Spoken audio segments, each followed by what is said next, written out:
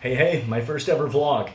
This is the first time I'll be posting a full video on the Love the Grind blog, and still the same goal here. What I want to talk about today is how we built Canada's fastest growing franchise, but more importantly, the process we went through and how quickly we iterated to get there.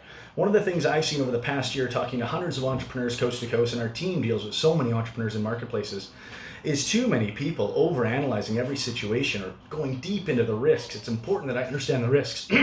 Don't get me wrong. That's important, but you need to first understand the opportunity, believe in the path you can get there, trust your gut and go with it. To me, indecision is your biggest mistake you can have out there. The only risk in life is not taking chances as far as I'm concerned. Now, I'm very entrepreneurial, but I want to talk today about trusting your gut as an entrepreneur. So when we first came up with the concept, here's how it worked. We had just ended our media partnerships and we were looking, how do we keep scaling into marketplaces? And we knew we needed people in the markets talking to small businesses.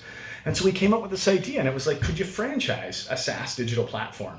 Looked into it, nobody had done it, but it made sense. It solved the problem. At the time, it was like, we knew we needed an entrepreneur in the marketplace that could talk to small businesses and could be out there representing us and creating awareness. But then once you signed a business up, you actually need an entrepreneur in the marketplace that helps service them. Small businesses need support, ideas. So we needed somebody there. And then lastly, how do you keep people engaged and how do you partner at a local level with our app? We needed access to hockey teams and universities. And so it made sense that you don't just need a salesperson in the market, you need somebody who cares about all pieces of the marketplace. That commanded an entrepreneur. And so I quickly started to chat to others and was like, what if we franchised it? What if we sold the rights?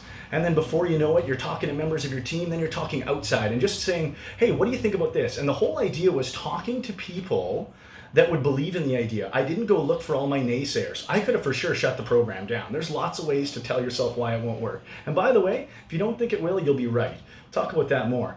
But I went to look for people who had big ideas and believed in visions, and all of a sudden they're going, oh, I see it. So then what did I do right away? 2 or 3 days into the idea, started to sell it. Started to phone investors, started to phone friends and say, would you buy one of these?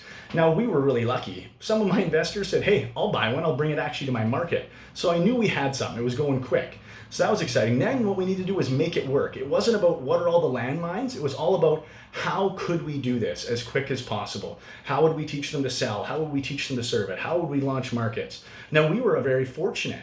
We had worked with media companies for 4 or 5 years, so we had done this just to employees of other media companies. And now you got to work with entrepreneurs who cared, who had that energy in the marketplace. I was like, we're gonna be good at this, except better. And so we sort of knew how we were gonna do it, but it was about getting in deep and understanding franchising, why people would buy, and getting the research put down quickly to then execute. So one of the things that I did, I actually wrote our own franchise agreement over 2 days on a weekend. It took me about 15 plus hours of diving deep, chopping up other franchise agreements, understanding what other franchises had done, why they did it, and I wrote our own 15 to 20 page agreement. Now, it was junk, but what it did help me was it helped me understand franchising, and it helped me articulate what we could offer to lawyers so they could build it. And it was all about speed. I knew it would take me tens of thousands of dollars and so many meetings to explain what I was thinking. If I was able to write the franchise agreement out, all of a sudden I could pass it over, they'd make it make more sense, but they now understood our business. And that was all about speed. And then all of a sudden I was like, how do we get advice to do this well? Now, we were lucky. We have a lot of advisors already, but then all of a sudden one drops right on your lap, and that is Cliff Shillington. And he showed us all about franchising, and all of a sudden we changed a little bit of what we were doing, but now we had the backbone of Cliff's experience and the Remax platform. Okay, here's what we'll do. We'll take a little bit of that and we'll roll it into what GetintheLoop does, and now we'll keep rolling. We'll push forward. We'll plan our first training. We didn't even have a franchise agreement ready yet, but we knew people wanted to buy them. We knew people wanted to do it, and you got to move with speed. It was all about getting there. We didn't have to have all the answers. We had to learn on the fly. And that's one of the things that I think a lot of entrepreneurs in their current businesses or would-be businesses are stumbling on. If you're thinking of a new revenue idea or a new product in your current business, just do it. What's the worst that happens? You prove that doesn't work? At least you know. Right now you don't. Move, make decisions quicker. And when you think about leaping into entrepreneurship, trust your gut. It's really about saying, I understand the business. I understand what I have to do to succeed. I think I can do that. And then go. And then prove you can do it. Put in more time and more effort and make it happen. Do not focus on all the reasons it won't work. If you believe you can do it or you believe you can't, you're going to be right either way.